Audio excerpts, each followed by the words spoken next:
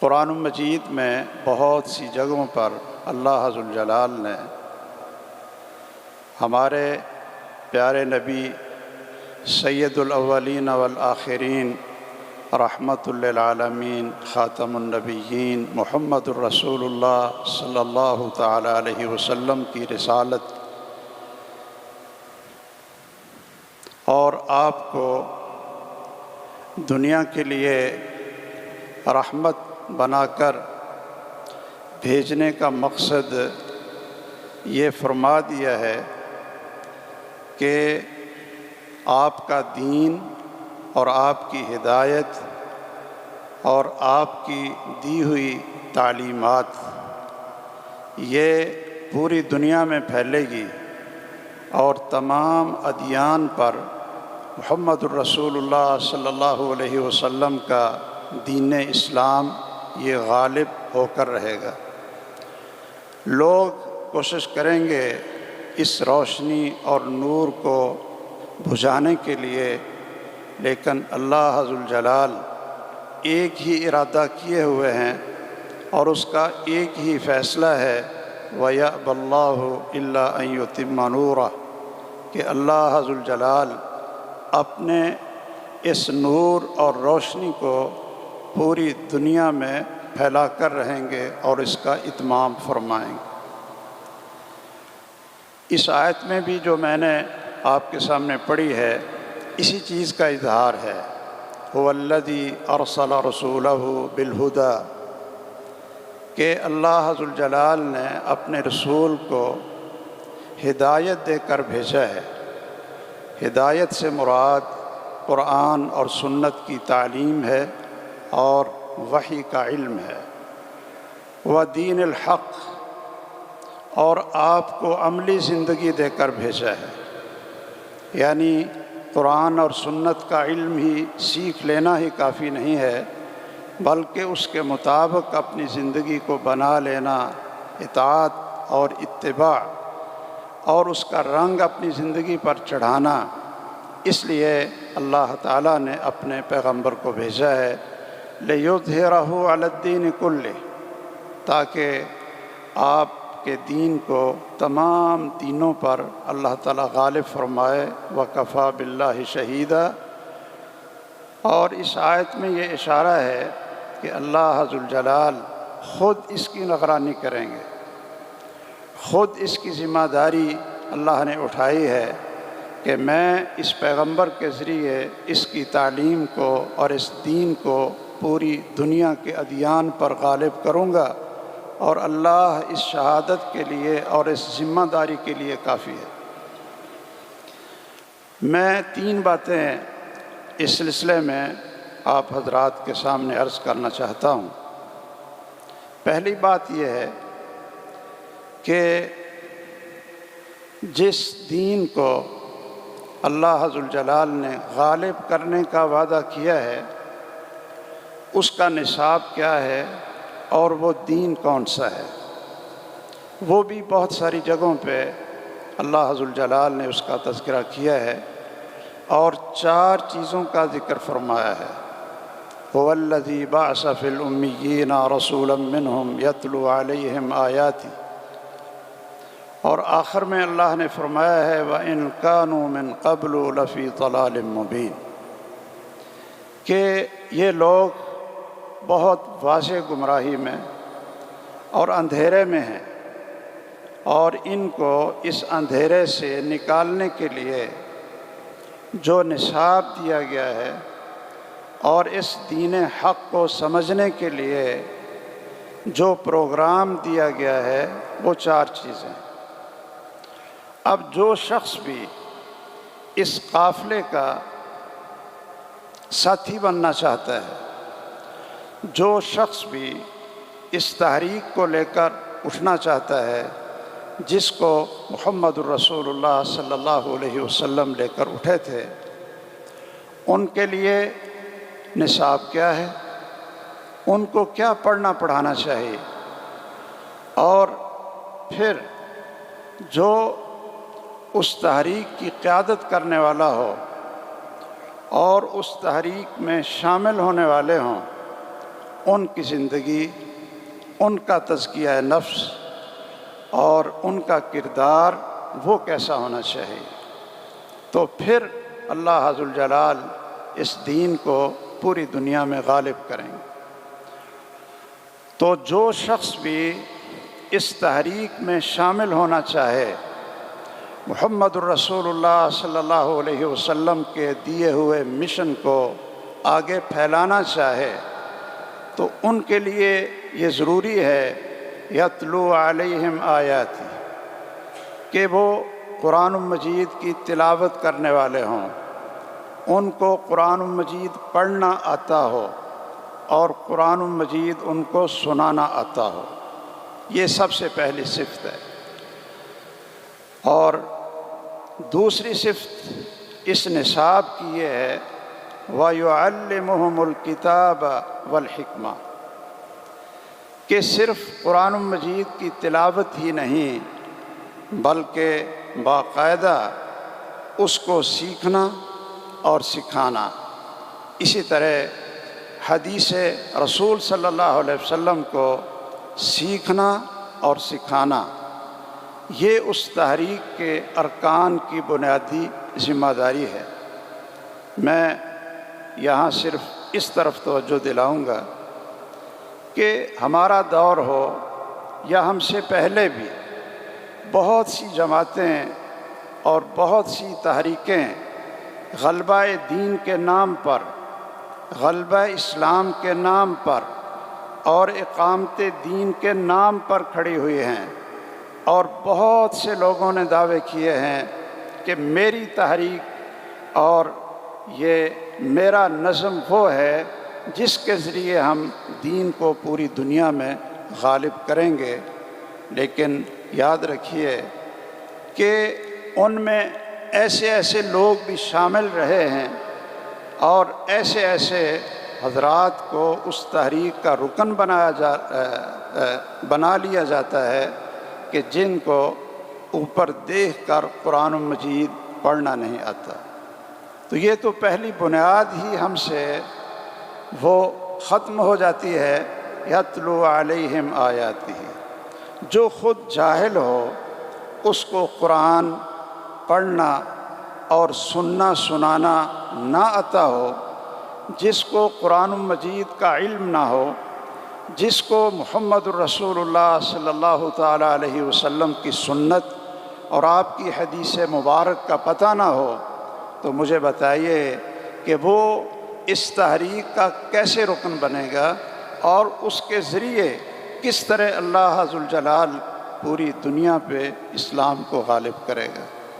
اس لیے میری ہر اس بزرگ سے اور ہر اس نوجوان سے اور ہر اس اپنے بیٹے سے یہ گزارش ہے کہ آپ تحریک اہل حدیث میں، یہ ہمارا دعویٰ ہے کہ پوری دنیا میں اگر کوئی اس منہج پر اپنی تحریک اٹھا کر جس پر محمد الرسول اللہ صلی اللہ علیہ وسلم تھے اور کامل دین کو لے کر دنیا کے سامنے پیش کرنے والی کوئی بھی تحریک ہے تو وہ صرف اہل الحدیث اور محدثین کی تحریک ہے۔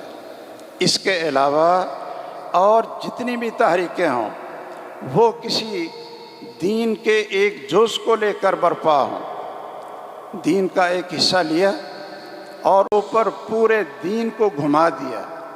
یہ جتنے بدعت کے فرقے وجود میں آئے ان کا حال یہی تھا کہ ایک چیز کو بنیاد بنایا اور باقی پورے دین کو چھوڑا، اس کی دعوت کو چھوڑا، اس کی تعلیم کو چھوڑا اور اس کو کوئی اہمیت نہ دی، اور ایک چیز کو لے کر پورے دین کو اس کے اوپر گھما دیا۔ یہ طریقہ محمد الرسول اللہ صلی اللہ علیہ وسلم کا طریقہ نہیں تھا۔ اس لیے اس نصاب سے گزرنا اور ہر اس آدمی کو جس کے اندر یہ جذبہ ہو کہ میں اللہ تعالیٰ کے دین کو اس معاشرے میں اپنے گھر سے لے کر، معاشرے سے لے کر اپنے ملک سے لے کر پوری دنیا میں اس کو غالب کرنا چاہتا ہوں تو اس کو سب سے پہلے یہ چاہیے کہ وہ قرآن مجید کو پڑھنا، پڑھانا اور سننا، سنانا یہ اس کو سیکھے۔ اور دوسرا، اس کو یہ چاہیے کہ وہ اس نصاب سے گزرے کہ قرآن مجید کا ترجمہ اس کو آتا ہو، قرآن مجید کے اندر جو بنیادی عقائد ہیں اور جو بنیادی اصول ہیں ان کی اس کو تعلیم ہو، اور باقاعدہ ان چیزوں کو نصاب کے اندر شامل کیا گیا ہو۔ میں یہ بڑے افسوس سے یہ بات عرض کرتا ہوں کہ اس وقت بھی بہت سارے ہمارے نوجوان، ان کے اندر بڑا جذبہ ہوتا ہے کہ جی میں اپنی زندگی کو غلبہ دین کی تحریک کے لیے وقف کرتا ہوں، اور وہ اس کے لیے وقت لگاتا بھی ہے، دیتا بھی ہے، اور اس کے بڑے مبارک جذبات بھی ہوتے ہیں۔ لیکن اگر اس کو یہ کہہ دیا جائے نا کہ آپ چند صورتیں یاد کر لیں، آپ کچھ صورتوں کا ترجمہ یاد کر لیں، اور آپ قرآن مجید کے وہ حصے جس سے آپ کا عقیدہ بھی درست ہوگا اور آپ کا عمل بھی درست ہوگا اور آپ کا اخلاق بھی درست ہوگا، کم از کم قرآن مجید کا وہ حصہ نصاب بنا کر ان حضرات کو ان سے گزارا جائے تو وہ اس کے لیے تیار نہیں ہوتے۔ میں نے بہت سارے ایسی تنظیمیں اور تحریکوں کے ساتھ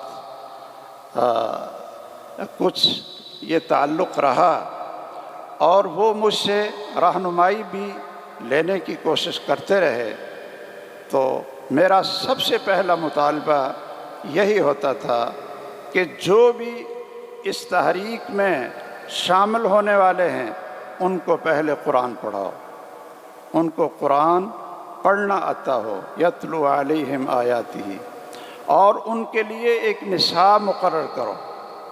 اگر پورا قرآن کا وہ حافظ نہیں بن سکتا، پورے قرآن مجید کا ترجمہ وہ نہیں سیکھ سکتا، لیکن کم از کم کچھ صورتیں اور کچھ آیات کا انتخاب تو کر کے ان کو اس سے گزارا جائے تاکہ وہ علمی طور پر، نظریاتی طور پر وہ مضبوط ہو جائے۔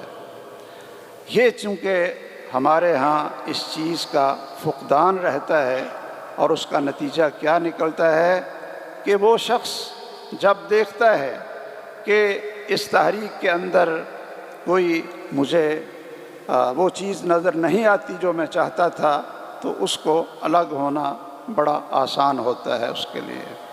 اس لیے آپ حضرات ایک نصاب سے گزریں۔ سورۃ الحجرات آپ اس کا ترجمہ سیکھیں، اور جو ایمان باللہ کی آیات ہیں، ایمان بالرسول کی آیات ہیں، اور ایمان بالآخرت کی آیات ہیں، دنیا کی بے ثباتی اور آخرت کی بقا اور ہمیشگی کی آیات ہیں، ان سے گزریں تاکہ نظریاتی طور پر ہم اتنے مضبوط ہوں کہ ہمیں کوئی بڑے سے بڑا دجال اور بڑے سے بڑا گمراہ کرنے والا شخص ہمیں صراط مستقیم سے نہ ہٹا سکے۔ اور اسی طرح ہمارے حضرات کو چاہیے کہ وہ حدیث کا کچھ حصہ ضرور خود پڑھیں۔ یعلمہم الکتاب والحکمہ، حکمہ سے مراد جب کتاب کے ساتھ استعمال ہو تو اس سے مراد محمد الرسول اللہ صلی اللہ علیہ وسلم کی حدیث مبارک ہے اور آپ کی سنت مبارکہ ہے۔ امام شافعی رحمہ اللہ فرماتے ہیں کہ میں جتنے بھی اہل علم کو اپنے دور میں ملا ہوں تو میں نے سب کو یہ کہتے ہوئے سنا کہ جب کتاب کے ساتھ حکمت کا لفظ آتا ہے تو اس سے مراد محمد الرسول اللہ صلی اللہ تعالیٰ علیہ وسلم کی سنت مبارکہ ہوتی ہے اور حدیث ہوتی ہے۔ اور یہ اپنا ایک بنیادی عقیدہ بنا لیں کہ قرآن اور حدیث، قرآن مجید اور سنت رسول صلی اللہ تعالیٰ علیہ وسلم، یہ دو بنیاد ہیں، یہ اساس ہیں، اور ان پر ایمان اور ان کے اوپر ہمارے دل کا انشراح، یہ ہر قسم کے شک اور شبہ سے پاک ہونا چاہیے، اور ہر قسم کے شک اور شبہ سے اس کو بالا تر ہونا چاہیے۔ قرآن مجید کی جس طرح ایک ایک آیت وہ حق ہے، سچ ہے، اللہ کا فرمان ہے، اسی طرح محمد الرسول اللہ صلی اللہ تعالیٰ علیہ وسلم کی ایک ایک حدیث مبارک، آپ کی ایک ایک سنت، وہ بھی قرآن کی طرح اللہ کی وحی ہے، وہ بھی قرآن کی طرح اللہ ذوالجلال کی ہدایت ہے۔ جو شخص قرآن کا انکار کرے تو وہ کافر ہوتا ہے۔ اسی طرح اگر کوئی شخص بھی رسول اللہ صلی اللہ علیہ وسلم کی حدیث اور آپ کی سنت کا انکار کر دے تو وہ بھی کافر ہوتا ہے۔ امت کا اجماع اور اتفاق اسی کے اوپر ہے۔ یہ ہمیں کس نے بتایا؟ آپ حضرات ذرا غور کریں، یہ ہمیں کس نے بتایا کہ یہ قرآن مجید ہے؟ رسول اللہ صلی اللہ علیہ وسلم کی زبان مبارک سے قرآن بھی نکلتا تھا، آپ احادیث بھی بیان کرتے تھے، آپ احکام بھی جاری کرتے تھے، آپ لوگوں کی رہنمائی بھی کرتے تھے۔ تو یہ تفریق ہمیں کس نے بتائی؟ کیا جبرائیل علیہ السلام نے آ کر امت کو بتائی تھی، یا اللہ ذوالجلال نے آسمان سے اوپر سے آ کر ہمیں بتایا تھا کہ یہ قرآن ہے، یہ حدیث ہے؟ یہ نہ ہمیں فرشتوں نے بتایا تھا اور نہ ہی کوئی اور ذریعہ تھا، صرف ایک ہی ذریعہ تھا، اور وہ کون تھے؟ محمد الرسول اللہ صلی اللہ علیہ وسلم۔ وہ بتاتے تھے کہ جو کچھ میں آپ کے اوپر اس وقت پڑھ رہا ہوں یہ قرآن ہے، اس کو الگ لکھ لو، اس کو الگ لکھ لو، اور جو قرآن کے علاوہ باقی جو کچھ ہوتا تھا، آپ کا قول ہو، آپ کا عمل ہو، آپ کی خاموشی ہو، آپ کا رونا ہو، آپ کا ہنسنا ہو، آپ کا غم ہو، آپ کی پریشانی ہو، یہ ساری کی ساری چیزیں حدیث کے اندر موجود ہیں۔ وہ محمد الرسول اللہ صلی اللہ علیہ وسلم کی سنت اور آپ کی حدیث ہوتی تھی، اور دونوں چیزیں حق تھیں، دونوں چیزیں حق تھیں۔ اس لیے جب تک ہم اس نصاب سے نہ گزریں، ہمارے بہت سے ساتھی ہیں، اگر ان کی کہیں کوئی بات ہو جاتی ہے کسی کے ساتھ کہ جی اللہ تعالیٰ کے علاوہ کوئی بھی عالم الغیب نہیں ہے، تو ہمارے اچھے بھلے کارکن اور اچھے بھلے وہ نوجوان جنہوں نے بڑا وقت گزارا ہوتا ہے ان تحریکوں کے ساتھ، تو ان سے کوئی پوچھ لینا کہ کوئی اس کی آیت سنائیں یا کوئی رسول اللہ صلی اللہ علیہ وسلم کی حدیث سنائیں، تو وہ کہتے ہیں جی میں پوچھ کر آؤں، میں پوچھ کر آؤں، اور وہ یہ سمجھتے ہیں کہ دو تین چیزیں اگر ہم عملاً کر لیں گے تو ہم اس تحریک کے رکن بن جائیں گے۔ ایک تو رفع الیدین شروع کر لیں گے، آمین اونچی کہنا شروع کر لیں گے، رفع الیدین کرنا شروع کر لیں گے، تو بس یہی علم ہے، یہی نظریہ ہے، یہی عقیدہ ہے، اور ان چند چیزوں کو لے کر وہ یہ سمجھیں گے کہ یہ پورے کا پورا دین ہے۔ لیکن یاد رکھیے یہ پورے کا پورا دین نہیں ہے، پورے کا پورا دین قرآن مجید ہے اور محمد الرسول اللہ صلی اللہ تعالیٰ علیہ وسلم کی سنت ہے۔ اس لیے قرآن مجید کا کچھ حصہ اس کو یاد کر لینا، اور رسول اللہ صلی اللہ علیہ وسلم کی احادیث کا کچھ حصہ اس کا مطالعہ کر لینا اور اس کو پڑھ لینا، اس کو یاد کر لینا، یہ ہمارے نصاب میں شامل ہونا چاہیے۔ جو شخص بھی اس تحریک کا رکن بننا چاہے اور اس منہج میں آ کر اللہ کے دین کے غلبے کے لیے کام کرنا چاہے، تو جب تک اس کو اس نصاب سے نہ گزارا جائے اتنی دیر تک وہ اپنے اندر یہ کمی محسوس کرے کہ میں ابھی اپنے آپ کو پورے طریقے سے تیار نہیں کر سکا ہوں۔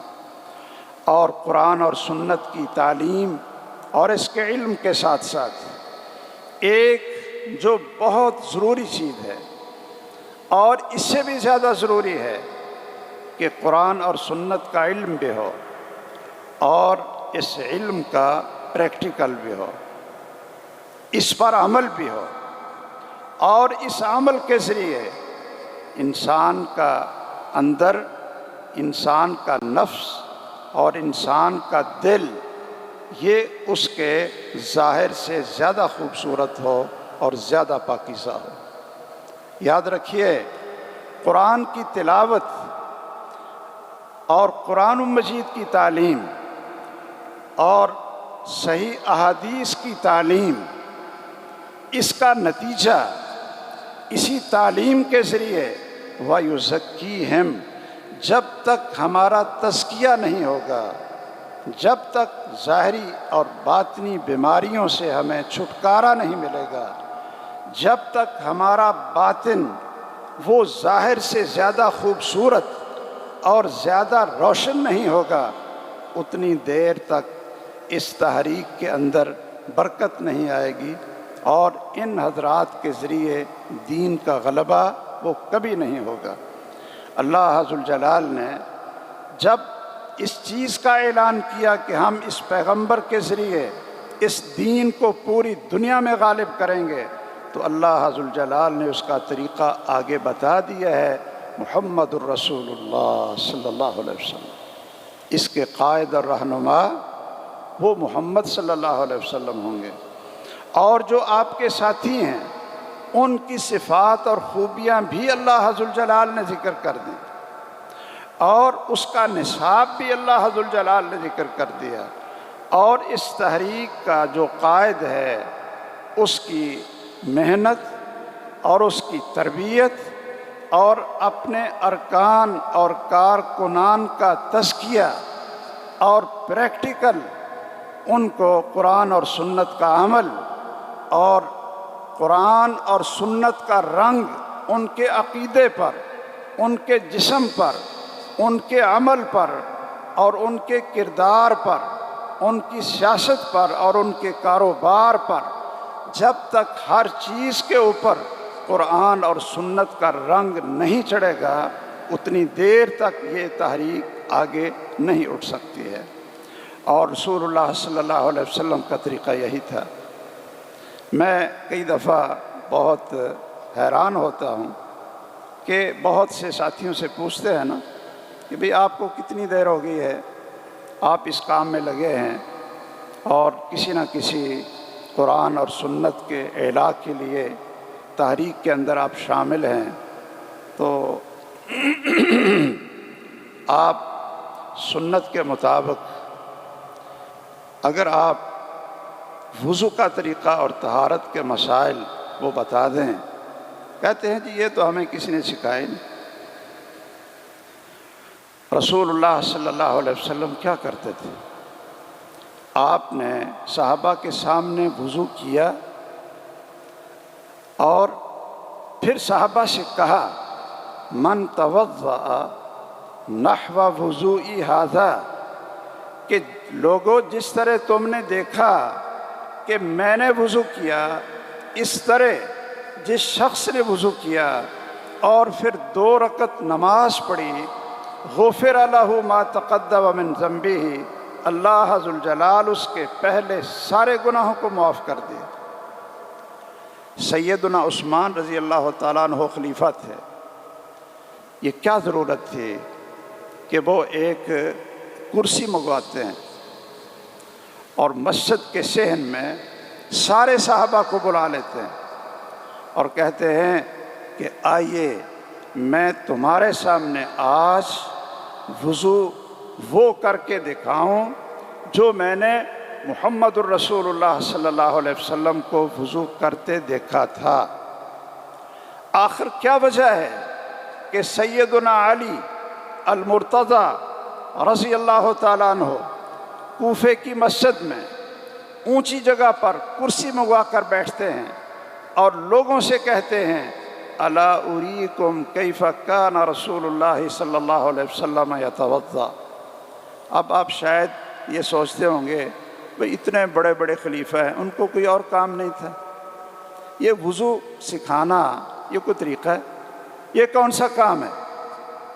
لیکن یاد رکھیے، جب تک رسول اللہ صلی اللہ علیہ وسلم کی ہر بات اور ہر طریقے کو ہم اختیار نہیں کریں گے اور کسی کو چھوٹا مسئلہ سمجھ کر، کسی کو بڑا مسئلہ سمجھ کر اپنی طرف سے اس کو اہمیت دیتے رہیں گے تو پھر یہ رسول اللہ صلی اللہ علیہ وسلم کا منہج نہیں ہے۔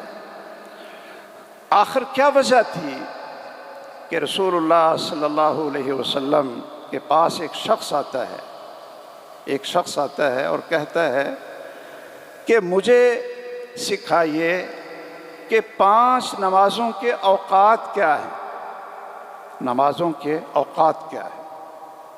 مسلمان ہوا تھا، اس کو بتلایا تھا کہ جب تک 5 نمازیں آپ ادا نہیں کریں گے، یہ کلمے کی شہادت اور گواہی ہے، اتنی دیر تک آپ کا کلمہ اللہ کے ہاں مقبول نہیں ہوگا۔ 5 وقت کی نمازیں پڑھو۔ تو وہ رسول اللہ صلی اللہ علیہ وسلم کے پاس آیا، اس نے کلمہ پڑھا اور کہا جی آپ مجھے یہ بتائیں کہ نمازوں کے اوقات کیا ہے۔ تو اب ہمارا طریقہ، یعنی ہم جن کو لوگ علماء کہتے ہیں، اور بڑی معذرت، بڑی اس سے ہمیں پریشانی ہوتی ہے کہ کوئی اور بھی القاب ہمارے نام پر لگا دیتے ہیں۔ اللہ تعالیٰ یہ القاب ہمارے حضرت علامہ کو اللہ تعالیٰ مبارک کرے، اور یہی ان چیزوں کے حقدار ہیں۔ ہم تو بہت کمزور لوگ ہیں۔ اگر کوئی ہم جیسے لوگوں سے پوچھے کہ 5 نمازوں کے اوقات بتلا دیں، میرا خیال ہے کہ ہم تو 4 سے 5 منٹ لگائیں۔ کیوں جی؟ 4 سے 5 منٹ لگائیں گے اور ہم آپ کو بتا دیں گے کہ فجر کی نماز کا وقت کیا ہے، عصر کی نماز کا وقت کیا ہے، اور مغرب کی نماز کا وقت کیا ہے۔ لیکن محمد الرسول اللہ صلی اللہ علیہ وسلم کا طریقہ تعلیم یہ نہیں تھا، تربیت کا یہ طریقہ نہیں تھا۔ آپ نے اس شخص سے کہا اقم معنا یومین، کہ آپ ہمارے پاس 2 دن رہو۔ بھائی نمازوں کے اوقات پوچھے ہیں اور آپ کیا کہہ رہے ہیں کہ ہمارے پاس 2 دن رہو۔ اچھا، اس نے بھی یہ نہیں کہا تھا جو ہمارا طریقہ ہے کہ جی اتنا ٹائم صرف نمازوں کے اوقات سیکھنے کے لیے میں 2 دن آپ کے پاس رہوں۔ جانوروں کو بھی ہم نے چارہ ڈالنا ہے، گھر کی بھی فکر ہے، اور بھی کئی کام کاج ہیں۔ کوئی وہ لوگ فارغ تو نہیں ہوتے تھے نا جی، تو ہم تو بڑے مصروف ہیں نا۔ ہم تو دین سیکھنے کے لیے ہم وقت نہیں نکالتے۔ آپ 1 گھنٹہ خطاب سن سکتے ہیں، لیکن اگر الگ الگ کر کے آپ کو دعائیں سکھائی جائیں، آپ کو کچھ آیات زبانی یاد کروا کر اس کا ترجمہ سکھایا جائے، تو پھر ہم لوگ بھاگ جاتے ہیں۔ ہم کہتے ہیں کہ بھائی یہ سن لیں گے، نعرے بھی مار لیں گے، اور بھی بڑا کچھ ہم سے کروا لیں، لیکن یہ جو سیکھنے سکھانے والا مسئلہ ہے نا، یہ بڑا کمزور ہے، یہ ہم سے نہیں ہوتا۔ لیکن جو محمد الرسول اللہ صلی اللہ علیہ وسلم نے جس جماعت کو تیار کیا تھا، ان کو آہستہ آہستہ ہی ان کو علم بھی سکھایا، ان کو عمل بھی سکھایا، اور ان کا تزکیہ نفس بھی کیا، اور ان کو یہ احساس دلا دیا تھا کہ آپ لوگوں کے ذریعے اللہ ذوالجلال نے اس دور کی بڑی بڑی طاقتوں کے سر وہ نیچے کرنے ہیں، اور ان کی گردنوں میں سریوں کو توڑنا ہے، اور ان کے خزانوں کے مالک اللہ نے تمہیں بنانا ہے۔ پھر کچھ سیکھو، کچھ اپنے آپ کو بناؤ۔ آپ نے فرمایا کہ تو 2 دن ہمارے ساتھ رہ۔ اچھا جی، رسول اللہ صلی اللہ علیہ وسلم نے سیدنا بلال سے کہہ دیا رضی اللہ تعالیٰ عنہ کہ آپ نے ایک دن فجر کی نماز اذان سے لے کر عشاء کی اذان تک آپ نے پہلے وقت میں اذان کہنی ہے، اور پہلے وقت میں ہم نماز پڑھیں گے، اول وقت جسے کہتے ہیں۔ اچھا، دوسرے دن یعنی پہلے دن آپ نے 5 نمازیں اول وقت میں پڑھائیں، اور دوسرے دن رسول اللہ صلی اللہ علیہ وسلم نے سیدنا بلال رضی اللہ تعالیٰ عنہ سے کہا کہ آپ نے نماز کے آخر وقت میں اذان کہنی ہے، آخر وقت میں ہی ہم نماز پڑھائیں۔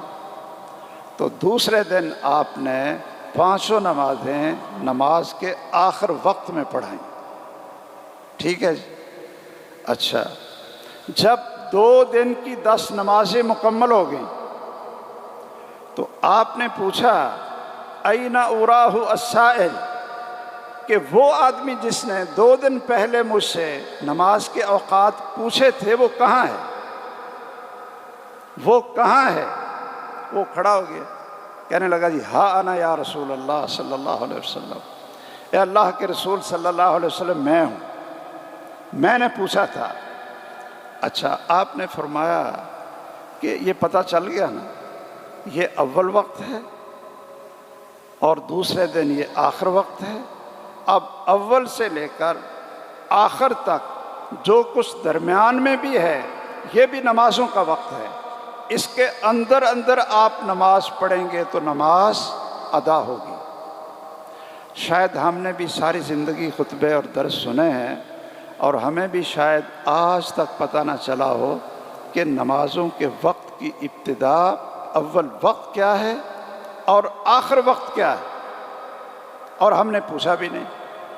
اگر آپ نے پوچھا ہے تو ہم نے آپ کو 2 منٹ میں بتا تو دیا ہے، لیکن عمل کر کے شاید پاکستان کی کسی ایک مسجد میں بھی اس حدیث پر عملاً اور اس کا پریکٹیکل شاید آج تک نہ ہوا ہو۔ ویسے پتہ نہیں، شاید علامہ صاحب نے ادھر کروا دیا ہے تو بڑی اچھی بات ہے، ہم تو ابھی تک نہیں کروا سکتے۔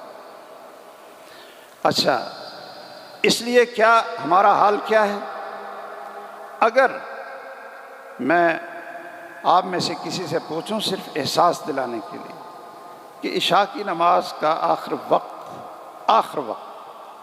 کہ جب تک اس کو پڑھ لیں تو عشاء کی نماز ہم نے وقت میں ادا کی ہے، تو عشاء کی نماز کا آخر وقت کیا ہے؟ یہ چھوٹوں سے پوچھتے ہیں، بڑوں سے پوچھتے ہیں، ویسے شرم آتی ہے۔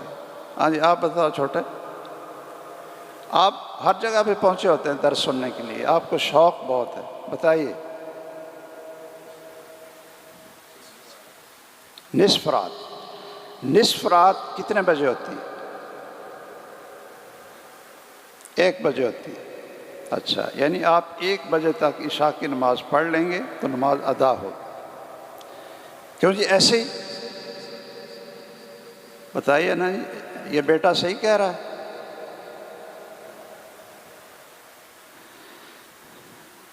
اچھا چلو، ایک بات تو صحیح ہے، اللہ اس کی زندگی میں برکت فرمائے کہ نصف رات تک آپ نماز پڑھ سکتے ہیں، لیکن جو رات کا نصف ہے وہ نہ تو 1 بجے ہوتا ہے اور نہ 12 بجے تک ہوتا ہے۔ رات کا نصف اگر آپ خود نکالنا چاہیں تو وہ مغرب کی اذان جب ہوتی ہے اور فجر کی اذان ہوتی ہے تو اس کا نصف نکال لیں، اس کو نصف کہتے ہیں۔ ٹھیک ہے جی، اس کا نصف نکال لیں، اور یہ شاید ان دنوں میں 11 بج کر فیصل آباد کا تو مجھے پتہ ہے 11:18 پر آدھی رات ہو جاتی ہے۔ اس سے پہلے اگر آپ عشاء کی نماز پڑھیں گے تو آپ کی نماز ادا ہوگی۔ اور میں نے دیکھیے ہماری یعنی سستی دیکھیے کہ میں نے یہاں ہمارے پتہ نہیں یہ قدوسی صاحبان کہیں آتے ہیں یا کوئی آتے ہیں؟ اچھا، ایک وہ ان میں جو چھوٹے ہیں نا وہ بڑے مفتی بھی ہیں ماشاءاللہ۔ ان کی مسجد میں نے ایک دفعہ جمعہ پڑھایا، بعد میں ہم نے کھانا کھایا۔ میں نے کہا کہ جتنے لاہور میں نمازوں کے اوقات چھپے ہیں کسی کے اندر بھی عشاء کی نماز کا آخری وقت وہ نہیں لکھا، اور ہم نے فیصل آباد میں صرف ایک ٹائم ٹیبل ہے، اور وہ ہم نے مولانا ارشاد اللہ قصری حافظہ اللہ ان کے ادارے میں وہ اس کو ترتیب دے کر ادارے کے نام پر چھپوایا۔ صرف وہ ایک ٹائم ٹیبل ہے کہ جس میں عشاء کی نماز کا آخری وقت بھی لکھا ہوا ہے کہ آپ اس سے پہلے نماز پڑھ لیں۔ اچھا، اب گھروں میں اور ہمارے کام کرنے والے حضرات اور کارخانہ چلانے والے حضرات اور کاروبار چلانے والے حضرات وہ عموماً عشاء کی نماز کو لیٹ کر کے 12 بجے پڑھتے ہیں اور سمجھتے ہیں کہ جی ہم نے نماز کو وقت میں پڑھ لیا ہے، اور ہر روز وہ نماز کا وقت گزار کر نماز کو ادا کرتے ہیں۔ ہماری مسجدوں سے جو یہ گھڑیاں لگی ہوئی ہیں، یہ ٹائم ٹیبل بتا رہی ہیں، اور یہ عشاء کی نماز کے بعد جو فجر کی نماز کا وقت بتائیں گی وہ بھی ہمارے اہل حدیث کے موقف کے مطابق وہ بھی غلط ہوگا، اور وہ آدھی رات نہیں بتاتی بلکہ وہ فجر کی اذان تک لے جاتی ہیں، اور ہم آج تک اس کی اصلاح نہ کر سکے۔ خیر، میں یہ عرض کر رہا تھا کہ رسول اللہ صلی اللہ علیہ وسلم کی تعلیم کا طریقہ اور تھا، اور ہمارا قرآن اور سنت کو سیکھنے اور سکھانے کا طریقہ اور ہے۔ مجھے یہ بات کہنے دیجئے کہ محمد الرسول اللہ صلی اللہ علیہ وسلم عملاً صحابہ کو پکڑ کر، صحابہ کو کھڑا کر کے اور صحابہ کرام کو متوجہ کر کے عملاً دین سکھایا کرتے تھے۔ آپ کھانا کھا رہے ہیں، ایک بچہ بڑی تیزی سے بھاگا ہوا آ رہا ہے اور وہ آپ کے ساتھ کھانے میں شریک ہونے لگا تو اس نے اپنا بایاں ہاتھ آگے کر دیا، تو رسول اللہ صلی اللہ علیہ وسلم نے کیا کیا تھا؟ صرف زبان سے نہیں کہا، اس کا ہاتھ پکڑ لیا، اس کا ہاتھ پکڑ لیا اور کہا یا غلام، اے بچے، سم اللہ، پہلے بسم اللہ کہو، پہلے کیا کہو؟ بسم اللہ، اور پھر کل بیمینک، یہ بایاں ہاتھ تو میں نے پکڑ لیا ہے تو دائیں ہاتھ سے کھایا کرو، کل بیمینک وکل مما یلیک، اور جو آپ کے سامنے ہے آپ وہاں سے کھاؤ۔ آپ نے ہاتھ پکڑ کر ان کو روکا اور یہ ان کو تعلیم سکھائی۔ رسول اللہ صلی اللہ علیہ وسلم نے عبداللہ ابن مسعود کو بھیجا کہ میں قضاء حاجت کی مجھے ضرورت ہے تو آپ 3 ڈھیلے لاؤ۔ وہ 2 ڈھیلے تو مٹی کے لے آئے اور تیسرا وہ گدھے کا جو گوبر ہے نا وہ لے۔ تو رسول اللہ صلی اللہ علیہ وسلم نے کیا کہا؟ یہ ان کو تعلیم دی جا رہی ہے، پریکٹیکل سکھایا جا رہا ہے۔ آپ نے جو گدھے کا گوبر تھا اس کو پھینک دیا، کہا انہا رکس، کہ یہ تو نجس ہے، یہ لے آئے ہو، ائتنی بغیرہا، کہ اس کو آپ صفائی کے لیے استعمال نہ کرو، تیسرا ڈھیلا اور کہیں سے تلاش کر کے لاؤ۔ یہ کیا ہے؟ رسول اللہ صلی اللہ علیہ وسلم کی تعلیم کا یہ طریقہ اور اس کا انداز ہے۔ آپ کے سامنے ایک شخص دائیں ہاتھ سے کھا رہا تھا، آپ نے اس کو روکا، آپ رحمت للعالمین ہیں، اور اس نے آگے سے شاید کبر کی وجہ سے یا آپ کی بات اور حکم کو، آپ کی سنت کو اہمیت نہ دیتے ہوئے اس نے کہا لا استطع، کہ میں تو اسی ہاتھ سے ہی کھاتا ہوں، میں بائیں ہاتھ سے ہی کھاتا ہوں، یہ دائیں سے مجھے طاقت نہیں ہے۔ تو رسول اللہ صلی اللہ علیہ وسلم آپ بد دعا تو نہیں کرتے تھے، لیکن لوگوں کی یہ تربیت کرنے کے لیے اور قیامت تک اس امت کو پیغام پہنچانے کے لیے کہ جب محمد الرسول اللہ صلی اللہ علیہ وسلم کا حکم آئے، خواہ قرآن میں آئے اللہ کا حکم یا حدیث میں آئے، اگر کوئی شخص بھی اس کو چھوٹا سمجھ کر، حقیر سمجھ کر چھوڑتا ہے تو اس کے لیے بد دعا ہے محمد الرسول اللہ صلی اللہ علیہ وسلم کی۔ آپ نے فرمایا لاستطعت، کہ اللہ تجھے طاقت نہ ہی دے، تو طاقت نہ ہی رکھے، اسی وقت اس کا حل اور اس کا ہاتھ وہ شل ہو جاتا ہے اور اس کے اندر حرکت بھی ختم ہو جاتی ہے۔ یہ رسول اللہ صلی اللہ علیہ وسلم کی ایک ایک، جن کو ہم چھوٹی سنتیں سمجھتے ہیں، ان کو چھوڑنے کی یہ سزا بن جاتی ہے۔ رسول اللہ صلی اللہ علیہ وسلم کی تعلیم کیا تھی؟ آپ نے ممبر پہ کھڑے ہو کر نماز پڑھی، ممبر پہ کھڑے ہو کر، اور جب سجدہ کرنا ہوتا تھا تو آپ ممبر پہ اتر کر نیچے سجدہ کرتے، اور پھر آپ ممبر پہ قیام کرتے اور رکوع کرتے اور پھر سجدہ نیچے کرتے۔ سلام پھیرا تو آپ نے فرمایا کہ تمہیں اس چیز کی طرف یہ توجہ دلاؤں کہ تمہیں پتہ ہے کہ میں نے ممبر پر کیوں نماز پڑھائی، ممبر پر کھڑے ہو کر میں نے کیوں نماز پڑھائی تم؟ میں نے اس لیے پڑھائی ہے تاکہ تم میری نماز کو دیکھو اور اس طرح نماز پڑھو جس طرح میں نے نماز پڑھی ہے۔ صلو کما رأیتمونی اصلی۔ صحابہ کرام رضی اللہ تعالیٰ عنہم آپ کے سامنے اگر نماز پڑھتے ہیں اور آپ کوئی غلطی دیکھتے ہیں تو اسی وقت اس کی اصلاح کرتے ہیں۔ ایک شخص نے نماز پڑھی ہے اور وہ السلام علیکم کہہ کر جانے لگا تو آپ نے واپس بلایا، آپ نے فرمایا واپس آؤ، آپ نے نماز نہیں پڑھی، دوبارہ پڑھو۔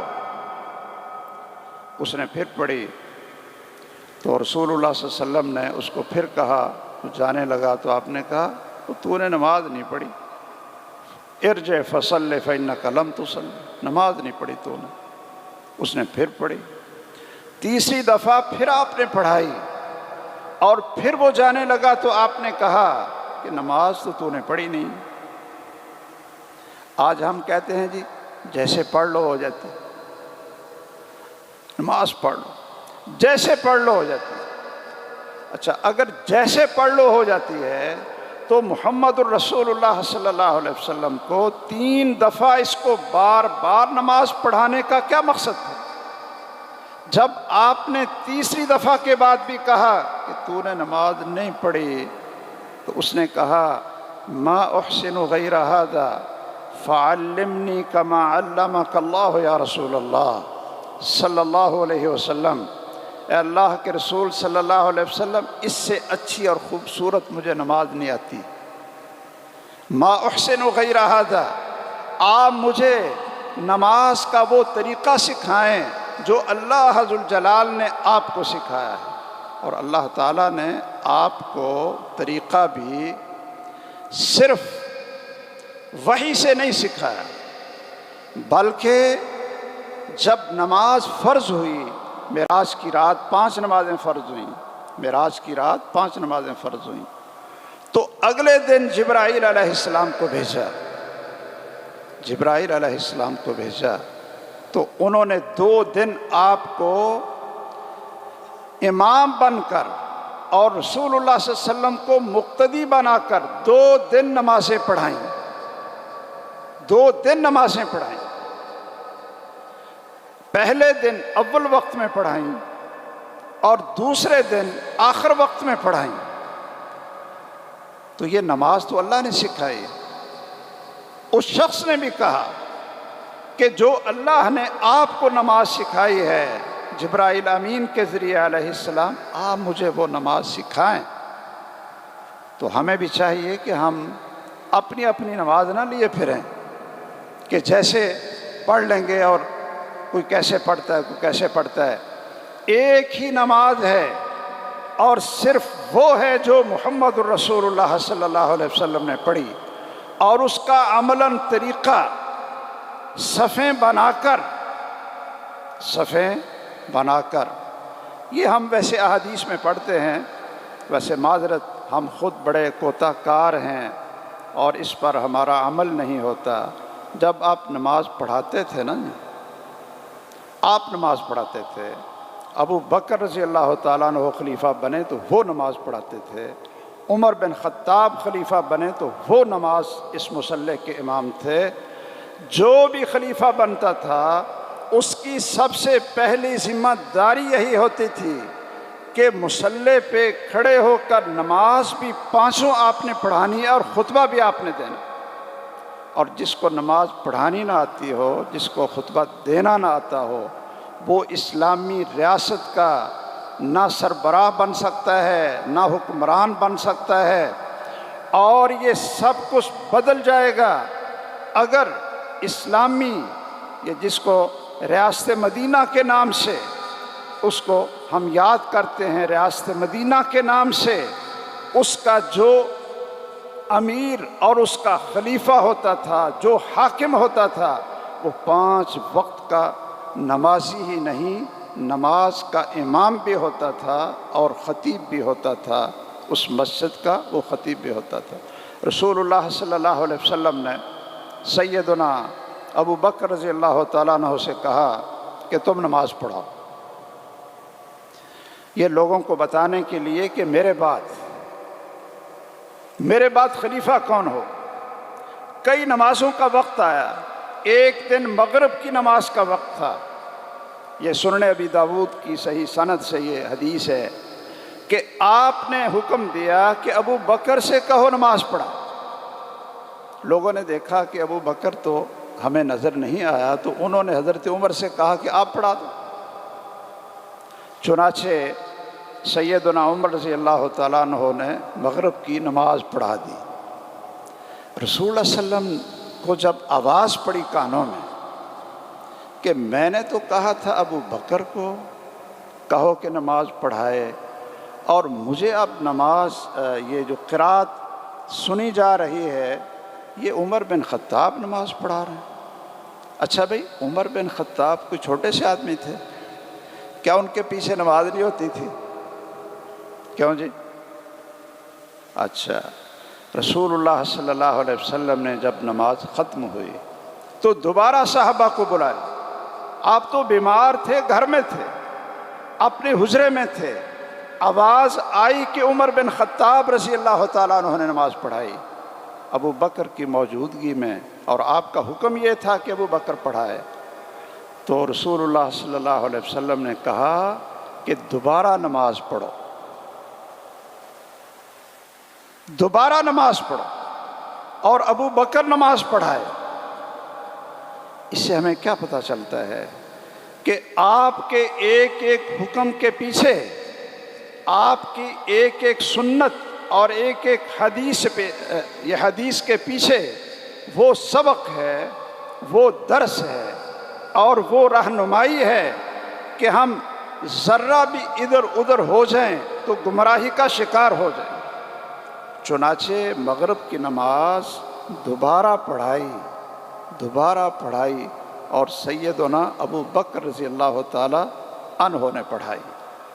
تو رسول اللہ صلی اللہ علیہ وسلم جب نماز ابھی شروع کرواتے تو صحابہ کرام کیا کہتے ہیں کہ صفیں بنی ہوتی تھی اور آپ خود صفوں میں گھومتے تھے، یہ ہماری تربیت نہیں ہوئی۔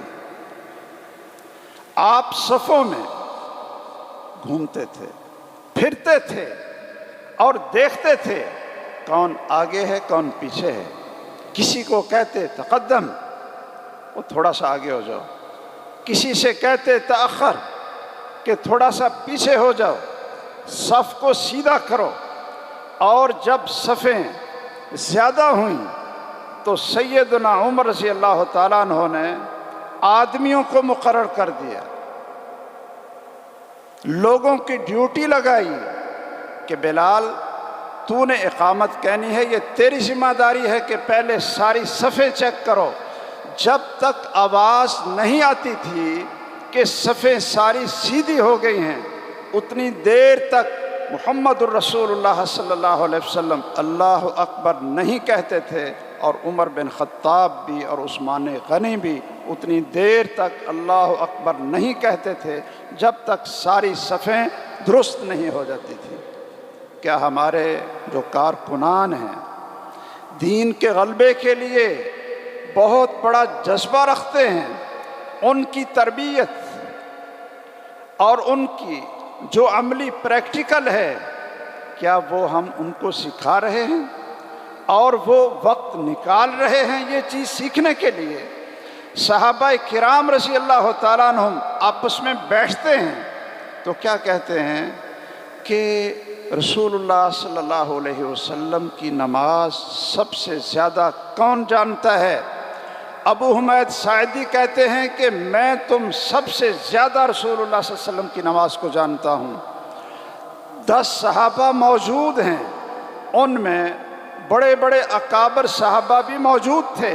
وہ کہنے لگے ما کنت عالمنا ولا اقدمنا صحبتا برسول اللہ صلی اللہ علیہ وسلم، تو ہم سے کوئی زیادہ عالم ہے، تو ہم سے کوئی پہلے صحابی بنا تھا، آپ کہہ رہے ہو کہ انا عالمکم بصلاۃ رسول اللہ، کہ میں تم سب سے زیادہ رسول اللہ صلی اللہ علیہ وسلم کی نماز کو جانتا ہوں۔ تو انہوں نے کہا کہ اس میں کیا بات ہے، میں 4 رکعتیں پڑھتا ہوں اور آپ سارے دیکھ لو۔ اچھا، ہم نے کبھی اپنی نماز اپنے مسجد کے قاری صاحب کو اور اپنے عالم کو کبھی سنائی؟ کیوں جی؟ کبھی دعائیں سنائیں؟ ہمارا حال یہ ہے کہ یہاں تو ماشاءاللہ ایک علمی ماحول ہے، بعض مسجدوں میں اور بعض جگہ پر جب درس ہوتے ہیں تو شاید یہ زیادہ شریک ہونے والے جانتے ہیں کہ میں کئی باتیں نہ پوچھ لیتا ہوں، اور جب سنتے ہیں نا کہ بھئی آپ سبحانک اللہم و بحمدک، یہ نہ صحیح سنا دو، اچھا کلمہ صحیح سنا دو، کلمہ صحیح سنا دو، اچھا یہ بتا دو کہ آخر تشہد میں تشہد اور درود شریف کے بعد کون سی دعا پڑھنے کا حکم دیا ہے محمد صلی اللہ علیہ وسلم نے؟ ہم لوگ سمجھتے ہیں کہ رفع الیدین کر لیں گے تو بس یہ ہماری، اور رفع الیدین بھی ہم وہ اس طریقے سے نہیں کرتے جس طرح رسول اللہ صلی اللہ علیہ وسلم رفع الیدین کرتے تھے، اطمینان کے ساتھ۔ ہمارے بہت سارے ساتھی ان کی رفع الیدین، اچھا بھئی آپ نے رفع الیدین کر کے 10 نیکیاں لینی ہیں، کتنی نیکیاں لینی؟ 10 نیکیاں۔ عقبہ بن عامر رضی اللہ تعالیٰ عنہ کی یہ حدیث ہے، موقوفاً بھی اور مرفوعاً بھی سلسلہ صحیحہ میں شیخ البانی رحمہ اللہ نے اس کو ذکر کیا ہے کہ رسول اللہ صلی اللہ علیہ وسلم نے فرمایا ہے جب تم نماز کے اندر ہاتھوں کو اٹھاتے ہو تو 10 انگلیاں اٹھتی ہیں، اللہ ذوالجلال ایک دفعہ رفع الیدین کی وجہ سے آپ کے نامہ اعمال میں 10 نیکیاں لکھ دیتے ہیں۔ اچھا جی، 10 نیکیاں بھی لکھوانی ہیں اور ماشاءاللہ پھر وہ رفع الیدین بھی ایسے کرنی نہیں، اسکنوا فی الصلاۃ، اطمینان کے ساتھ قبلے کی طرف اس کا رخ کر کے۔ اچھا پوچھتے ہیں کہ تشہد کے بعد درود شریف پڑھو، جی ٹھیک ہے، درود شریف کے بعد کیا پڑھیں گے؟ میں نے بہت سی اپنے جب میں جاتا ہوں تو یہ تقریر اور خطاب تو مجھے آتا نہیں، تو بس میں کچھ باتیں سناتا رہتا ہوں کہ میری بھی اصلاح ہو جائے۔ اور کچھ اور فائدہ بھی ہوتا۔ تو آج یہ ہمارا بیٹا کہے گا کہ میں پھنس گیا ہوں، سامنے آ کر بیٹھا، یہ جہاں درس ہوتا ہے نا، جمعہ ہوتا ہے، یہ وہاں ماشاءاللہ پہنچا ہوتا ہے۔ ایک ہمارا اسی طرح کا ایک اور بھی شاگرد تھا فیصل آباد میں، وہ جہاں میرا درس ہوتا، حافظ مسعود عالم صاحب کا درس ہوتا، وہاں پہنچا ہوتا۔ اس کی شادی کا وقت آیا، وہ کہنے لگا جی نکاح آپ نے پڑھانا۔ میں نے کہا چلو ٹھیک ہے، میں بھی انشاءاللہ پہنچ جاؤں گا۔ تو میں جب نکاح اس کا پڑھانے سے پہلے اس کو میں نے بلایا، میں نے کہا ابھی آپ کا نکاح ہوگا انشاءاللہ اور رخصتی ہو جائے گی، آپ دلہا صاحب بن جائیں، تو رات کو آپ کی ملاقات ہوگی، تو آپ کون سی دعا پڑھیں گے؟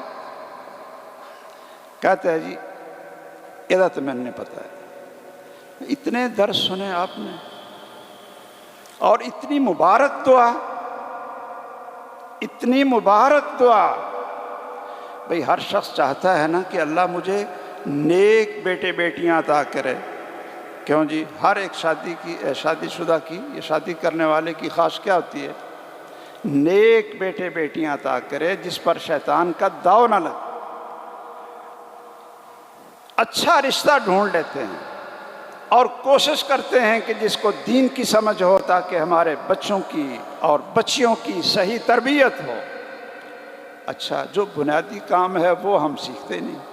میں نے اس سے کہا کہ آپ کو یہ دعا آتی ہے جو رسول اللہ صلی اللہ علیہ وسلم نے سکھائی ہے، اور آپ نے فرمایا ہے کہ جب تم اپنے گھر اکٹھے ہو تو یہ دعا پڑھ لو، اگر اللہ نے آپ کے اس ملاپ میں بچہ یا بچی قسمت میں کر دی، بیٹا یا بیٹی اس کی بنیاد رکھی گئی، تو محمد الرسول اللہ صلی اللہ علیہ وسلم فرماتے ہیں لم یضرہ الشیطان ابدا، کہ اگر یہ دعا پڑھ کر آپ اکٹھے ہوئے ہیں تو پھر اللہ ذوالجلال اس بیٹے اور بیٹی کو ساری زندگی شیطان سے محفوظ رکھیں گے، شیطان اس کو نقصان نہیں پہنچا سکے۔ اچھا میں نے اس سے پوچھا کہ آپ کو دعا آتی ہے؟ کہتا جی نہیں۔ تو میں نے کہا ابھی 10 منٹ ادھر بیٹھو، نکاح 10 منٹ لیٹ کر لیتے ہیں، پہلے اس کو یاد کرو، مجھے سناؤ، میں پھر آپ کا نکاح پڑھاتا ہوں۔ بڑی جلدی جلدی اس نے یاد کر لی۔ بھائی نکاح پڑھنا تھا نا۔ میں نے کہا اتنے درس سنے آپ کو یاد نہیں ہوئی، اب جلدی جلدی آپ نے یاد کر کے سنا دی۔ خیر اب پتہ نہیں، ماشاءاللہ ایک جگہ پر میں نے سنی تو ایک 80 سال کے بابا جی وہ آئے، آنکھوں میں آنسو تھے، کہتے ہیں آپ صاحب یہ تو ہمیں کسی نے بتایا ہی نہیں، ہم بھی ساری زندگی ایسی کام چلاتے رہے، ہمیں کسی نے بتایا ہی نہیں۔ علم کو سیکھیں اور سکھائیں، لیکن کیسے؟ عمل کے ساتھ، پریکٹیکل کے ساتھ، اور عقیدہ بھی۔ جو چیز سیکھیں گے، حقیقت ہے جب تک ہمارے دل میں نہیں اترے گی، جب تک ہمارا دل اس سے منور نہیں ہوگا، اتنی دیر تک سیکھنا سکھانا بھی یہ ہمارے لیے وبال بن جاتا ہے۔ اچھا وہ کہیں مجھے بھول نہ جائے، درود شریف کے بعد آپ نماز میں جب سلام پھیرنا ہوتا ہے تو کیا پڑھتے؟ اچھا یہ آپ نے پہلے کہیں سنا ہوگا، پھر کہیں پڑھا ہوگا۔ اچھا تو آپ کسی بابے سے پوچھ لیں، وہ کچھ اور ہی سنائے گا۔ وہ سنائے گا رب اجعلنی مقیم الصلاۃ ربنا آتنا فی الدنیا، یہ سنائے گا۔ جو آپ نے دعا سنائی ہے وہ نہیں سنائے گا، اور وہ بہانہ یہی کرے گا جی ہمیں کسی نے بتائی نہیں۔ کوئی شاگرد نکمے ہو نا جی، ان سے پوچھیں کہ بھئی آپ کو آتا جاتا ہی کچھ نہیں، کہتے ہیں جی ہمیں استادوں نے بتایا ہی نہیں۔ وہ سارا الزام اساتذہ پر آ جاتا ہے۔ کچھ خود بھی کر لیا کرو، جب آپ سے کہا جاتا ہے کہ حدیث کو پڑھو، خود اس کا مطالعہ کرو، سیکھو۔ طلب العلم فریضۃ علی کل مسلم، کچھ خود بھی سیکھ لیا کرو۔ میں نے تو مسجدوں میں 70-80% لوگوں کو یہی سنا کہ وہ کہتے ہیں کہ جی ہمیں تو درود شریف کے بعد رب اجعلنی اور ربنا آتنا فی الدنیا، اس کے علاوہ آج تک نہ کسی نے دعا سکھائی ہے اور نہ ہمیں کسی نے یاد کروائی، اور یہ رسول اللہ صلی اللہ علیہ وسلم کے حکم کے بھی خلاف ہے۔ یہ ذرا بڑے بزرگ بھی یاد کر لیں اس دعا کو کہ درود شریف کے بعد پہلے 4 چیزوں سے پناہ مانگے۔ اذا فرغ احدکم من التشہد الاخیر فلیستعذ باللہ من 4 ثم لیتخیر من الدعاء اعجبہ الیہ، کہ درود شریف کے بعد پہلے 4 چیزوں سے پناہ مانگو، اور پھر اس کے بعد آپ رب اجعلنی بھی پڑھ سکتے ہو اور ربنا آتنا بھی پڑھ سکتے ہو، اور رب اجعلنی وہ شخص پڑھ سکتا ہے جس کے والدین مسلمان ہوں۔ یہ بعض لوگ اگر نو مسلم ہے نا، اس کے والدین مسلمان نہیں ہیں، تو اس کو رب اجعلنی مقیم الصلاۃ پڑھنے کی اجازت نہیں۔ یہ آپ یاد رکھ لیں، کوئی اگر نو مسلم ہے، آپ نے اس کو نماز سکھانی، اس کے والدین کفر پر فوت ہوئے ہیں، شرک پر فوت ہوئے ہیں، مشرک تھے، تو اس کے لیے اجازت نہیں ہے کہ وہ رب اجعلنی مقیم الصلاۃ والی دعا پڑھے۔ کیوں کہ یہ ابراہیم علیہ السلام نے پڑھی تھی، اس وقت تک پڑھی تھی جب تک اللہ ذوالجلال نے ان کو اپنے ماں اور باپ کی بخشش مانگنے سے روک نہیں دیا تھا، اور جب روک دیا تھا تو پھر انہوں نے اپنے والدین کے لیے بخشش کی دعا مانگی ہی نہیں تھی۔ اور ہمیں اس چیز کا احساس ہی نہیں ہے کہ ہم کیا مانگ رہے ہیں، کیا پڑھ رہے ہیں۔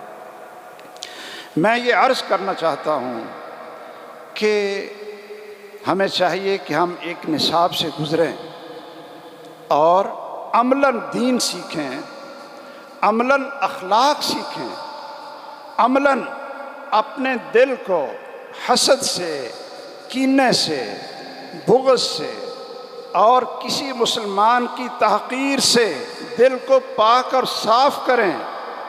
غیبت یہ بہت سی بیماریوں کی جڑ ہے۔ غیبت، اس کے اندر کبر بھی آتا ہے کہ انسان اپنے آپ کو، عجب بھی آتا ہے، اپنے آپ کو اچھا سمجھتا ہے اور دوسرے کو وہ سمجھتا ہے کہ یہ کوئی چیز نہیں، اور اس کے گناہوں کا پھر اشتہار دیتا ہے، اس کی غلطیوں کا اشتہار دیتا ہے۔ اسلام کے غلبے کی تحریک میں شامل ہونے والے میرے بھائی اور میرے نوجوان بیٹے یاد رکھیں، آپ اس تحریک کو نہیں اٹھا سکتے۔ ایسے لوگوں کے ذریعے اللہ ذوالجلال کبھی اسلام کو غلبہ نہیں دے گا اور اسلام کی اقامت نہیں ہوگی جو خود جھوٹ بولنے والے ہوں، جو خود بددیانت ہوں، جو امانت میں خیانت کرنے والے ہوں، جو دوسروں پر الزام لگانے والے ہوں، جو بڑوں کا احترام نہ کرنے والے ہوں، جو چھوٹوں پر شفقت نہ کرنے والے ہوں۔ ایسے لوگوں کے ذریعے اللہ ذوالجلال کبھی دین کو غالب نہیں کرتے ہیں۔ یاد رکھیے، حضرت ثمامہ بن اسال رضی اللہ تعالیٰ عنہ، رسول اللہ صلی اللہ علیہ وسلم نے ان کو مسجد میں ستون کے ساتھ باندھ دیا، اور آپ ایسا ہی کرتے تھے کہ جو بھی سفیر آتے تھے، قافلے آتے تھے، اور جو بھی جنگی قیدی ہوتے تھے، آپ ان کو یا تو مسجد کے صحن میں ان کو روکتے، ستون کے ساتھ باندھ دیتے، اور یا پھر مسجد کے قریب گھروں میں آپ ان کو ٹھہرا دیتے۔ کس لیے؟ وہ قرآن سنیں اور دیکھیں کہ یہ مسلمان آپس میں کیسے رہتے ہیں، آپس میں ان کی محبت کیسے ہے۔ یہ قرآن سنتے اور سناتے، یہ قرآن کیا ہے، اور ان کا لیڈر اور سربراہ محمد صلی اللہ علیہ وسلم ان کے ساتھ کس طرح پیش آتا ہے۔ آپ نے ثمامہ بن اسال کو کوئی زبردستی مسلمان نہیں کیا تھا، اس کو دعوت نہیں دی تھی۔ رسول اللہ صلی اللہ علیہ وسلم نے صرف اس کو مسلمانوں کا ماحول دکھایا تھا۔ کیوں جی؟ مسلمانوں کا ماحول دکھایا تھا۔ جبیر بن مطعم کہتے ہیں کہ میں غزوہ بدر کے قیدیوں میں تھا اور مجھے مسجد کے ساتھ ایک گھر میں قیدی رکھا گیا، تو میں نے مغرب کے وقت رسول اللہ صلی اللہ علیہ وسلم نے جب نماز پڑھائی اور آپ نے سورۃ والطور کی تلاوت کی، سورۃ والطور وکتاب مسطور، مغرب کی نماز میں آپ نے یہ سورت پڑھی اور میں نے کان لگا کر غور سے یہ سورت کو سن لیا۔ فَهَذَا أَوَّلُ مَا وَقَرَ الْإِيمَانُ فِي قَلْبِي، جب میں نے آپ سے یہ سورت کی تلاوت سنی تو وہ پہلا موقع تھا کہ میرے دل میں اللہ نے ایمان کی روشنی کو پیدا کر دیا۔ هَذَا أَوَّلُ مَا وَقَرَ الْإِيمَانُ فِي قَلْبِي۔ ہمارا ماحول دیکھ کر، ہمارا کردار دیکھ کر، ہمارا کاروبار دیکھ کر اور ہماری زبان، ہمارا اخلاق دیکھ کر لوگ ہمارے ساتھ شامل ہوں۔ اپنے بچوں کو بھیجیں کہ بھائی اس کے اندر آپ کو آداب بھی آئیں گے اور آپ والدین کے فرما بردار بنیں گے، والدین کی اطاعت کریں گے۔ آپ اس تحریک میں شامل ہو جاؤ، اس لیے کہ اس کے اندر خیر اور برکت ہی برکت ہے، اور ہمارے لیے بھی زندگی آسان ہو جائے گی اور آپ کے لیے بھی اللہ تعالیٰ ہدایت کا راستہ دکھائے گا۔ ان لوگوں کی تربیت جب تک اس طرح نہیں ہوگی اتنی دیر تک اقامت دین کی باتیں اور خواب تو ہم دیکھ سکتے ہیں لیکن دین کی اقامت نہیں ہو سکتی۔ محمد الرسول اللہ صلی اللہ علیہ وسلم نے عملاً اپنے صحابہ کی تربیت کی۔ دیکھیے آپ نے بار بار کہا تھا لعنت ہو اس شخص پر جو شراب کو پیتا ہے، شراب کو نچوڑتا ہے، شراب کو بیچتا ہے، شراب کو خریدتا ہے، شراب کو اٹھاتا ہے، اور جس طرف شراب کو پہنچایا جاتا ہے، شراب کی وجہ سے آپ نے 10 آدمیوں پر اللہ کی لعنت فرمائی۔ اور آپ کے سامنے یہ ذرا ایک پریکٹیکل دیکھیے، آپ کے سامنے ایک شخص کو بار بار لایا گیا، وہ شراب پی لیتا تھا، شراب پی لیتا تھا۔ رسول اللہ صلی اللہ علیہ وسلم کے پاس صحابہ اس کو لاتے، آپ کہتے اس کو سزا دو۔ ایک دفعہ سزا دی، وہ پھر آ جاتا شراب پی کر، آپ کہتے اس کو پھر سزا دو۔ وہ پھر اس نے شراب پی لی تو آپ نے فرمایا کہ اس کو سزا دو۔ تو ایک نے سزا دیتے ہوئے ایک صحابی نے کہہ دیا، کیا کہہ دیا؟ لعنہ اللہ، اللہ کی اس پر لعنت ہو، اس کو شرم نہیں آتی کہ بار بار اس کو سزا ملتی ہے اور رسول اللہ صلی اللہ علیہ وسلم کے پاس آتا ہے اور اس پر اللہ کی لعنت ہو کہ یہ شراب کو چھوڑتا نہیں، اللہ کی لعنت ہو۔ اچھا جی، اب ذرا یہاں آپ تربیت دیکھیے، تربیت وہ کیا ہوتی ہے، عملی تربیت کیا ہوتی ہے۔ کیا شراب پینے والے پر رسول اللہ صلی اللہ علیہ وسلم نے لعنت نہیں کی ہے لعنت؟ اور اس شخص نے اگر اس آدمی کے بارے میں یہ کہہ دیا تھا جو بار بار شراب پیتا تھا لعنہ اللہ، اللہ کی اس پر لعنت ہو، تو رسول اللہ صلی اللہ علیہ وسلم کو یہ بات پسند نہیں آئی۔ آپ نے فرمایا لا تلعنوا، اس کو لعنت نہ کرو، لا تعینوا علیہ الشیطان، شیطان کی اس کے خلاف مدد نہ کرو کہ یہ مایوس ہو کر یہاں سے بھاگ جائے۔ میں نے تو اس کو دیکھا ہے فَإِنَّهُ يُحِبُّ اللَّهَ وَرَسُولَهُ، یہ اللہ تعالیٰ اور اس کے رسول سے محبت کرنے والا شخص ہے، محبت کرنے والا شخص ہے۔ آج ہماری مجلس میں کوئی نوجوان کھڑا ہو جائے اور یہ کہے حضرت علامہ سے حفظہ اللہ، اللہ ان کی زندگی میں برکت فرمائے، ایک شخص آج اگر نوجوان کھڑا ہو جائے اور کہے کہ جی باقی کام تو ٹھیک ہے آپ کروا لو، میں نماز بھی پڑھوں گا اور میں آپ کا ساتھ بھی دوں گا، قرآن بھی پڑھوں گا، زکوٰۃ بھی دوں گا، سارے کام کروں گا، لیکن مجھے بدکاری کی عادت پڑی ہے، وہ نہیں چھوڑ سکتا۔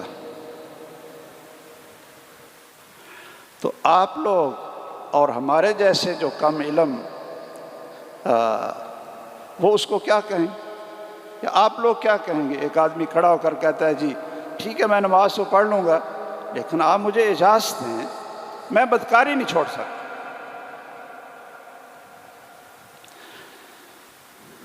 رسول اللہ صلی اللہ علیہ وسلم نے اس کو بھگایا نہیں، وہ پکڑو اس کو، یہ کیا بولتا ہے۔ آپ نے اس کو بھگایا نہیں، آپ نے اس کو قریب کیا ہے، بیمار ہے، اس کا علاج کریں، اس کا علاج کریں۔ آپ نے پاس بلایا، پہلے تو اس کے ذہن اور اس کی فکر کو تبدیل کرنے کی کوشش کی، اور پھر اس کے لیے کیا کیا؟ دعا کی۔ بھئی ہم فتوے زیادہ لگاتے ہیں اور لوگوں کو جہنم میں زیادہ ڈالتے ہیں اور بڑی جلدی ڈالتے ہیں، لیکن دعا نہیں کرتے بے نماز کے لیے اور بد عقیدہ کے لیے اور بد عمل کے لیے۔ ہم تہجد کو، رات کو اٹھ کر دعائیں نہیں کرتے، بلکہ جلدی جلدی خود بھی فارغ ہو جاتے ہیں ان کو جہنم رسید کر کے کہ بھئی ہمارا فرض ادا ہو گیا۔ یہ کام تو بڑا مشکل ہے جو رسول اللہ صلی اللہ علیہ وسلم نے کیا۔ کیا کیا؟ اس کو بلایا اور اس سے پوچھا کہ یہ بتاؤ کہ اگر کوئی شخص آپ کی ماں سے بدکاری کرے، آپ کا کیا خیال ہے؟ آپ کیا سمجھو گے؟ اس نے کہا جی میں اس کو برداشت کرتا ہوں، میری ماں کے ساتھ کوئی برائی کرے مجھے یہ کبھی پسند نہیں آئے گا اور میں اس کو برداشت نہیں کرتا ہوں۔ اچھا، آپ نے کہا چلو اگر کوئی آپ کی بیٹی سے بدکاری کرے، اس نے کہا میں کیسے اس کو برداشت کروں؟ اچھا، آپ کی بہن سے کوئی کرے، آپ کی خالہ سے کوئی کرے، آپ کی پھوپھی سے، جو سب سے گہرے رشتے ہوتے ہیں نا۔ آپ نے 4 رشتوں کا نام لیا، 4 رشتوں کا نام لیا، اور اس کے ذہن میں اس کا ذہن بدلا، اور ساتھ کیا کیا؟ اس کے سینے پر ہاتھ رکھا، سینے پر ہاتھ رکھا، کہا اللہم طہر قلبہ، اللہم طہر قلبہ واحسن فرجہ واغفر ذنبہ۔ اے اللہ اس کے دل کے اندر جو بیماری ہے، اے اللہ اس کو صاف کر، اس کے دل کو پاک کر دے۔ واحسن فرجہ، اے اللہ اس کی شرم اور عزت کی حفاظت فرما، اس کی عزت کو اور اس کی شرمگاہ کو محفوظ کر دے۔ اور ساتھ یہ بھی کہا واغفر ذنبہ، اللہ جو یہ پہلے کر چکا ہے اس کے سارے گناہوں کو معاف بھی کر۔ شاید ہمارے پاس تو ایسا کیس ہے تو ہم کرے دیں گے، اچھا پہلے تو آپ پر حد لگاتے ہیں نا، آپ خود اقرار کر رہے ہیں۔ وہ کام اس نے جہالت میں کیے، اس کو کریدنے کی ضرورت نہیں تھی، آپ نے اس کے لیے دعائیں کی اور اس کا ذہن بدلنے کی کوشش کی، اور وہی شخص جب اس مجلس سے اٹھتا ہے تو واقعتاً اقرار کر کے اٹھتا ہے کہ اے محمد صلی اللہ علیہ وسلم، آج کے بعد اللہ نے میرے دل میں اس گناہ کی وہ نفرت ڈال دی ہے، اور آپ کی دعاؤں کو ایسا قبول کر لیا ہے کہ میرے دل میں اس برائی سے نفرت اور کراہت اللہ نے پیدا کر دی ہے۔ کیا ہمارے اندر بھی یہ تربیت کا جذبہ موجود ہے؟ بہت ساری باتیں ہیں کہ کس طرح ان نوجوانوں کی، ان کارکنان کی، ان بزرگوں کی، اور ان اپنے بیٹوں کی، اور ان شباب کی علم پر، عمل پر، تزکیہ نفس پر ہم کس طرح تربیت کریں کہ یہ اس لائق بن جائیں جس طرح محمد الرسول اللہ صلی اللہ علیہ وسلم نے اپنے صحابہ کی تربیت کی تھی۔ آپ کی جتنی پشین گوئیاں تھیں، کیا رسول اللہ صلی اللہ علیہ وسلم کے دور میں پوری ہوئی تھی؟ اللہ ذوالجلال کیسر اور کسریٰ کے خزانے مسلمانوں کے قدموں میں ان کی جھولی میں ڈال دے گا، یہ آپ کے دور میں ہوا تھا؟ نہیں، آپ کے دور میں نہیں ہوا تھا۔ آپ نے یہ فرمایا تھا کہ اللہ کی پوری زمین پر کوئی پکا گھر یا کچا گھر ایسا نہیں ہوگا کہ جس کے اندر اللہ کی یہ دعوت توحید اور محمد الرسول اللہ کی رسالت کی گواہی دین اسلام جہاں نہیں پہنچے گا۔ کیا رسول اللہ صلی اللہ علیہ وسلم کے دور میں آپ کی یہ پیشین گوئی صحیح ہوئی تھی؟ نہیں ہوئی تھی۔ آپ نے ایک جماعت تیار کر دی تھی، اور آخر دن اس جماعت کو دیکھا کہ آگے ابو بکر ہے اور پیچھے آپ کے تربیت یافتہ وہ شاگرد ہیں، وہ صحابہ ہیں۔ فجر کی آخری نماز میں ایک نظر پڑی، آپ نے پردہ ہٹایا اور آپ کا چہرہ چمک رہا تھا۔ صحابہ کہتے آپ خوش ہو گئے۔ کیا خوش ہوئے؟ کہ میرے بعد امام بنیں گے ابو بکر، اور ان کی اقتداء میں یہ لوگ پوری دنیا کو فتح کریں گے۔ آپ نے لوگ تیار کیے، وہ علم سے تیار کیے، عمل سے تیار کیے، اور تزکیہ نفس کے ساتھ ان کو تیار کیا۔ اور صحابہ کہتے ہیں کہ ہم نے جب دیکھا کہ آپ کا چہرہ چمک رہا ہے تو شاید ابو بکر کو پتہ چلے تو پیچھے ہٹ جائیں گے۔ آپ نے پردہ اسی طرح آگے کر دیا، اور رسول اللہ صلی اللہ علیہ وسلم اسی دن چاشت کے وقت اللہ کو پیارے ہو گئے۔ یہ ایک جماعت تیار کی تھی۔ ہمیں چاہیے کہ ہم اپنے نوجوانوں کو ایسی تربیت دیں، ایسا تزکیہ کریں کہ ان کا اخلاق بھی خوبصورت بن جائے، ان کا عمل بھی خوبصورت بن جائے، ان کا کردار بھی خوبصورت بن جائے، ان کے اندر آداب بھی اسلام کے آ جائیں۔ اشداء علی الکفار رحماء بینہم، کہ کافروں پر سخت ہوں اور آپس میں نرم ہوں۔ جن لوگوں کے ذریعے اللہ نے دین اسلام کو غالب کرنا تھا، ان کی سب سے پہلی صفت اللہ نے یہ فرمائی ہے والذین معہ اشداء علی الکفار رحماء بینہم۔ اور سب سے پہلے مسلمان ہونے والوں پر 18 مہینے تک اللہ ذوالجلال نے تہجد کو فرض کر دیا تھا۔ میں کئی دفعہ کہتا ہوں کہ بھئی جو بھی کوئی ادارہ، کوئی مرکز، کوئی مدرسہ یا کوئی بھی کسی نام سے ایک تنظیم اور تحریک بنتی ہے کہ ہم اسلام کو غالب کرنا چاہتے ہیں، تو اس میں شامل ہونے والے افراد کی آپ حاضری تو پہلے شروع کروا لیں نا، کہ یہ 5 وقت کی نماز کیسے پڑھتا ہے، اور ان کی تربیت کے لیے چلو 18 مہینے نہیں تو 1 مہینہ ان کو تہجد تو پڑھائیں نا۔ کیوں جی شیخ صاحب؟ 1 مہینہ راتوں کو اٹھ کر ان کو اللہ کے سامنے رونا آ جائے، ان کو دعائیں کرنے کا طریقہ آ جائے، ان کو اللہ کے سامنے گڑ گڑانا آ جائے۔